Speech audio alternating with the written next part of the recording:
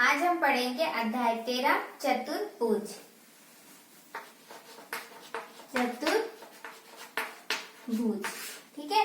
चतुर्भुज में देखिए क्या हुआ, चतुर यानी चार, भुज यानी भुजा, ठीक है। आपने आकृतियां पढ़ी होंगी, ठीक है, जिसमें आपने त्रिभुज पहले पढ़ा हुआ होगा, ठीक है। त्रिभुज यानी क्या होता है, देखिए त्रिभुज, त्रि यानी तीन, भुज यानी भुजा, ठीक है। तो जिसमें तीन भुजाएं होती है उसे हम त्रिभुज कहते हैं, ठीक है।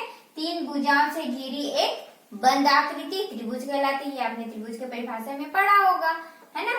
बंद आकृति कैसे हुआ, क्योंकि ये बंद है। देखो ये पूरा यहाँ से इस बिंदु से चालू होता है, इधर जाता है, फिर इधर जाता है और वापस उसी बिंदु पर चले जाता है। तो ये कहीं से भी इस तरह से खुला हुआ नहीं होता है, ठीक है। तो इसे हम क्या कहते हैं, त्रिभुज कहते हैं। तीन भुजा, कैसे तीन भुजा, देखिए ये पहली, ये दूसरी और ये तीसरी।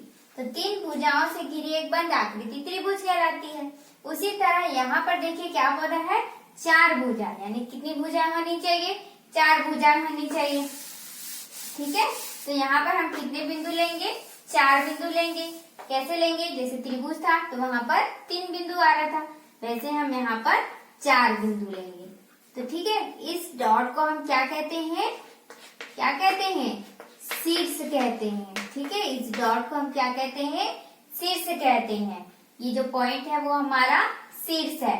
जब दो शीर्ष को मिलाते हैं, ठीक है, जब दो शीर्ष को मिलाते हैं तो ये जो मिलाने वाली रेखा है, इस रेखा को ही हम क्या कहते हैं, भुजा कहते हैं। क्या कहते हैं, भुजा। दो शीर्षों को मिलाने वाली रेखा भुजा कहलाती है, ठीक है। तो यहाँ पर एक भुजा हो गई, फिर हम दूसरी भुजा भी मिलाएंगे इस तरह से, ये तीसरी भुजा और ये चौथी भुजा। तो कितनी भुजा है हमारी यहाँ पर, चार भुजा है, ठीक है।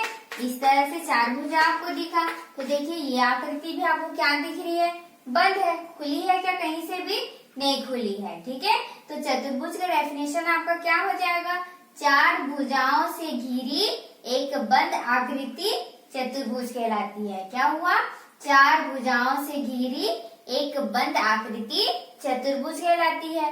अब इसमें क्या क्या होते हैं, इसमें क्या होंगे, चार शीर्ष होंगे।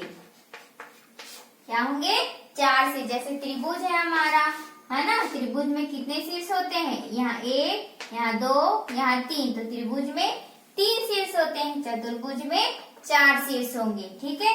इसमें कितनी भुजाएं होती है, तीन भुजाएं होती है। कितनी भुजा होती है, तीन। यहाँ पर कितनी भुजाएं होती है, चार भुजा होती है, ठीक है, ठीक। और इस तरह से क्या हुआ, यहाँ पर कितने कोण बनेंगे, चार कोण बनेंगे। यहाँ पर कितने कोण बनते हैं, तीन कोण बनते हैं। तो इसमें चतुर्भुज में कितने बनेंगे, चार बनेंगे। कितने बनेंगे, चार, ठीक है। चतुर्भुज में चार कोण बनते हैं। कैसे बनते हैं, देखिए जब कोण कैसा होता है, एक बिंदु लेते हैं, उस पर दो रेखाएं मिलती हैं, ठीक है। तो इस झुकाव को ही हम क्या कहते हैं, कोण कहते हैं। किसी बिंदु पर दो रेखाओं के झुकाव को ही कोण कहते हैं। तो यहाँ पर देखिए ये दो बिंदु, इस बिंदु पर दो रेखा झुक रही है, तो इस झुकाव को हम कोण कहते हैं। वैसे यहाँ पर भी ये बिंदु है, इस पर दो रेखाएं मिल रही हैं, ठीक है। तो इनके झुकाव को हम क्या कहेंगे, कोण कहेंगे। तो इस तरह यहाँ पर कितने बिंदु थे, चार बिंदु थे, और उस पर जो भुजाएं वो आ रही थी। इस तरह से हमारा जो चतुर्भुज है उसमें चार कोण बनते हैं, ठीक है। तो चतुर्भुज का डेफिनेशन क्या हुआ, चार भुजाओं से घिरी एक बंद आकृति चतुर्भुज कहलाती है, ठीक है। इसमें चार शीर्ष होते हैं, चार भुजाएं होंगी और चार कोण होंगे। चतुर्भुज का अंतःभाग एवं बाह्य भाग। चतुर्भुज का अंतःभाग, अंतः यानी क्या हुआ, अंदर। तो चतुर्भुज है उसके अंदर, तो ये क्या हुआ, अंतःभाग हो गया, ठीक है।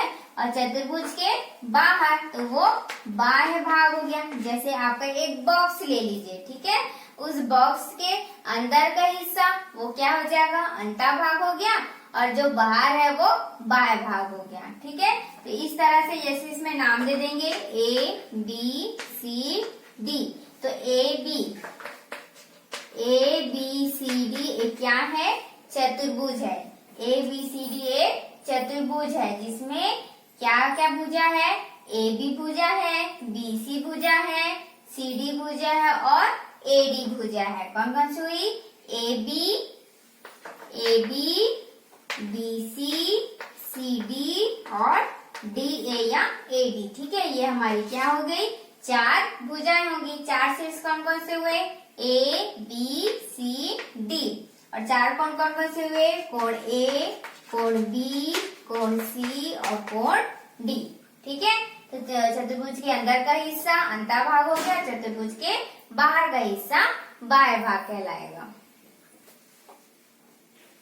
यहाँ पर देखिए, जैसे ये क्या है, हमारा एक चतुर्भुज है। ठीक है, ए बी सी डी, ये हमारा क्या है, चतुर्भुज है। ठीक है, इसमें हम पढ़ेंगे संलग्न भुजाएं और संलग्न कोण। उसी तरह हम पढ़ेंगे सम्मुख भुजाएं और सम्मुख कोण। ठीक है, तो सबसे पहले देते हैं संलग्न।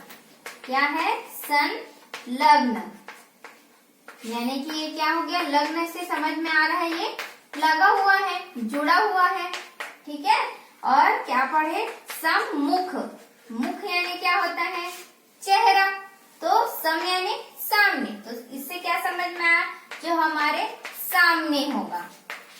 ठीक है, जो हमारे क्या होगा, सामने होगा। संलग्न यानी जो लगा हुआ रहेगा, जुड़ा हुआ रहेगा, और सम्मुख यानी जो हमारे सामने होगा। ठीक है, तो जैसे यहाँ पर है पॉइंट ए, 6A, इससे कौन कौन सी भुजाएं जुड़ी हुई है, देखिए ये भुजा जुड़ा है क्या, नहीं। कौन कौन सी भुजा है, एक ये वाली भुजा है ए बी और एक ए डी, ये 2 भुजाएं जुड़ी हुई है। सी पॉइंट से देखिए कौन कौन सा होगा, ये वाला हुआ और ये वाला हुआ। उसी तरह बी से लेंगे तो ये और ये, इस तरह से एडी में इस तरह से हो गया। ठीक है, तो यहाँ पर देखिए संलग्न यानी लगा हुआ, यानी कि जो पॉइंट ए है उससे कितनी भुजाएं जुड़ी हुई है, 2 भुजाएं जुड़ी हुई है। कौन कौन सी, ए बी और ए डी।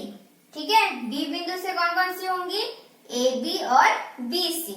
ठीक है, तो ये जो क्या हुए, संलग्न। यदि हम भुजा के तौर पर देखते हैं, ठीक है, यदि हम भुजा के तौर पर देखते हैं तो ए बी भुजा, बी सी भुजा संलग्न भुजाएं हैं।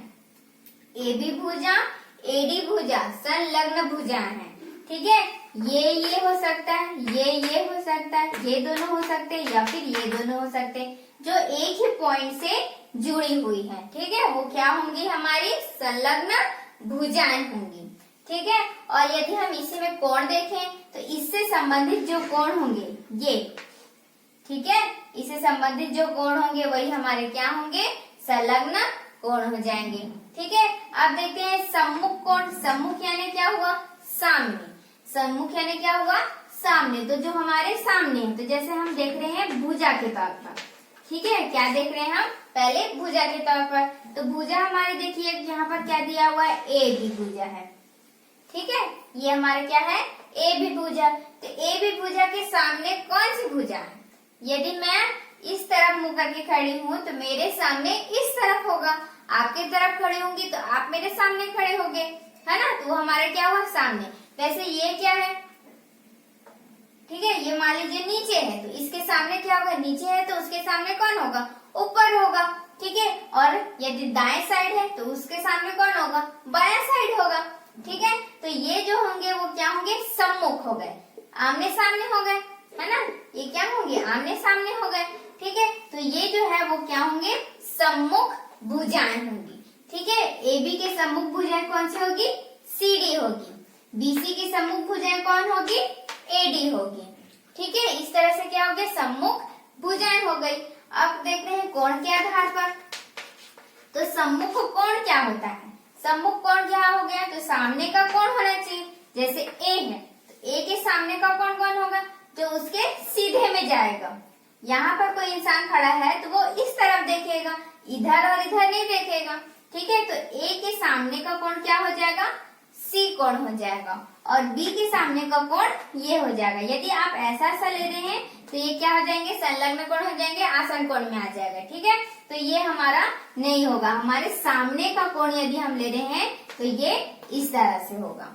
ठीक है, समझ में आया। संलग्न यानी याद रखिए लगा हुआ, जो लगा हुआ आना चाहिए, यानी एक ही पॉइंट से मिला हुआ होना चाहिए। ठीक है, तो उससे ही संबंधित हमारा कोण भी हो जाएगा। आमने सामने का देखेंगे, यहाँ पर जो जुड़ा हुआ होना चाहिए। ठीक है, ये देखिए यहाँ पर जुड़ा हुआ नहीं है, ये जुड़ा हुआ नहीं है, लेकिन ये दोनों क्या हुए, जुड़े हुए हैं। ठीक है, तो ये हमारा संलग्न कोण हो जाएगा। ठीक है, सम्मुख भुजा देखेंगे तो सामने, सम्मुख यानी सामने देखेंगे, इधर है तो इधर, इधर है तो इधर, और कोण देखेंगे तो जो जुड़ा हुआ नहीं होना चाहिए। ठीक है, तो इस तरह से ये हमारा क्या हुआ, संलग्न भुजाएं, संलग्न कोण, सम्मुख भुजाएं और सम्मुख कोण।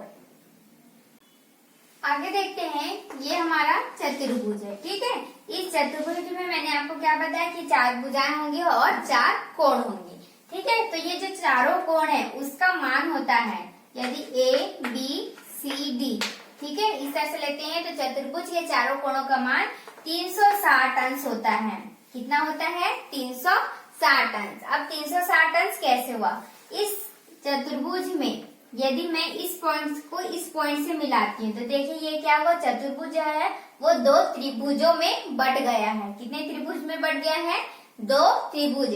तो ये जो मैंने लाइन खींचा हुआ है तो इसे हम कहते हैं विकर्ण। क्या कहते हैं, विकर्ण, विकर्ण।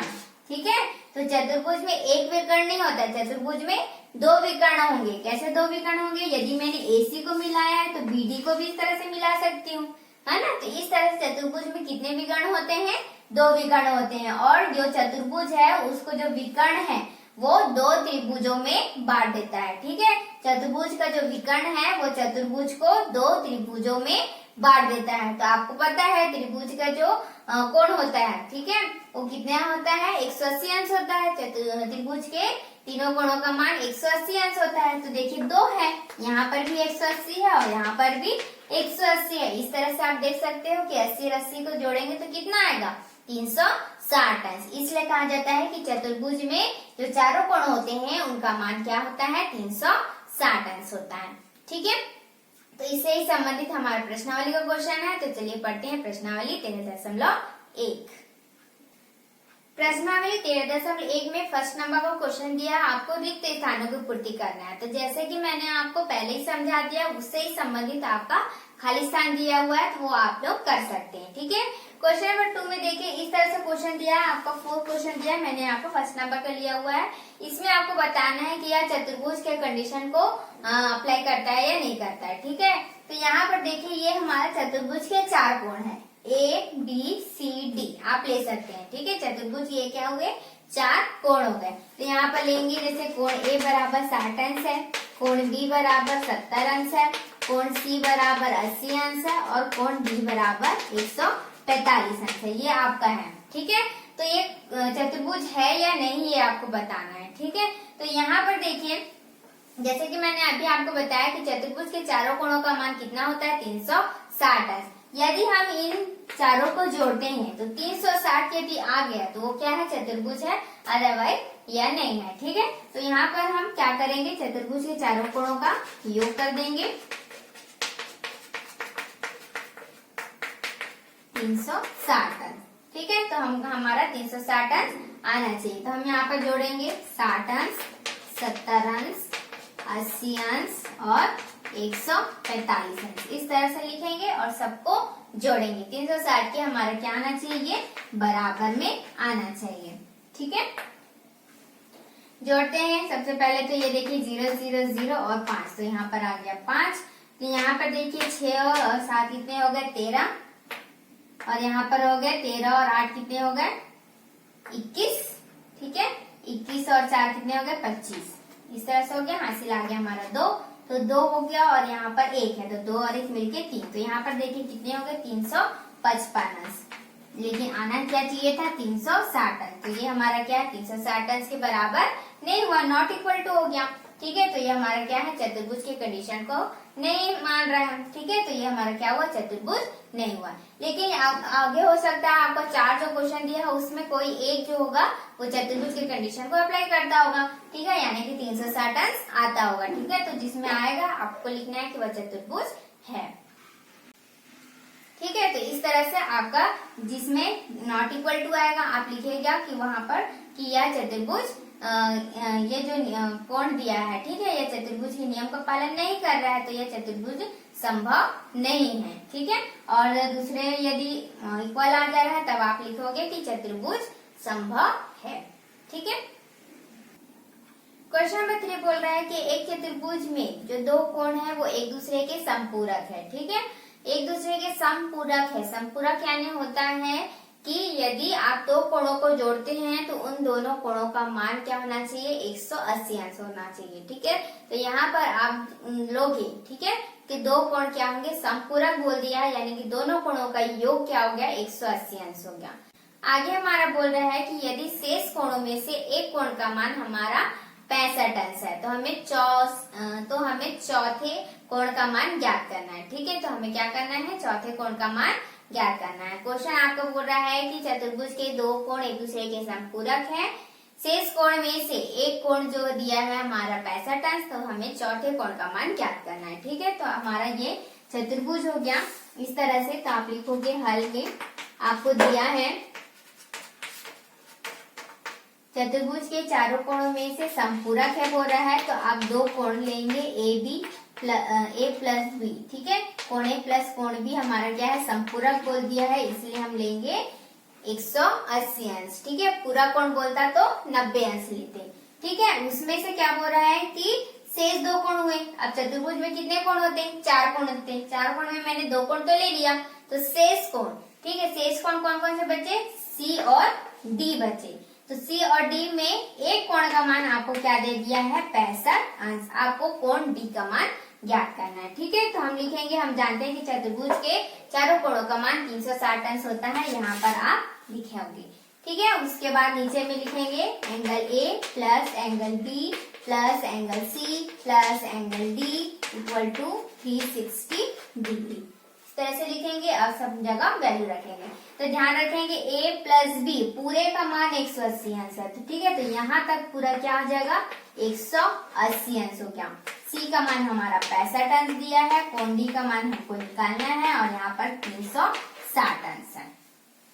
ठीक है, आगे बढ़ेंगे तो देखिए सबसे पहले तो ये क्या हो गया, जुड़ सकता है, तो हम सबसे पहले से क्या कर देंगे, जोड़ देंगे। तो देखिए 0 और 5 को जोड़ेंगे तो 5 आएगा, 8 और 6 को जोड़ेंगे 14 हो गया। ठीक है, और हासिल आएगा 1 तो ये हो जाएगा 2, तो कितने आ गया, 245 अंश। ठीक है, और ये हो गया कोण D बराबर 360 अंश। इस तरह से हो गया। ठीक है, अब हमको निकालना है कोण D का मान, तो कोण D का मान निकालना है, तो इस तरह से लिखेंगे, फिर 360 अंश माइनस 245।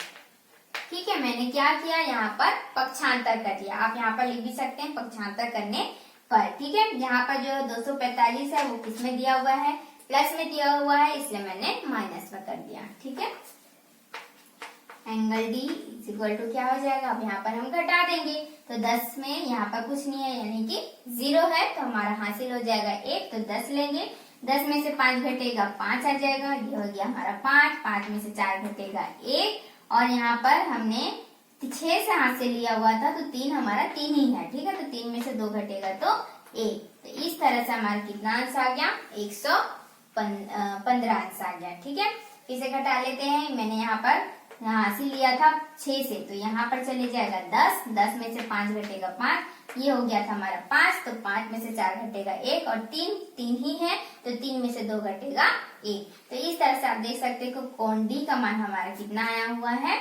115 अंश। ठीक है, तो आप जब उत्तर लिखोगे तो लिखेंगे चतुर्भुज के चौथे कोण का मान 115 अंश होगा। ठीक है।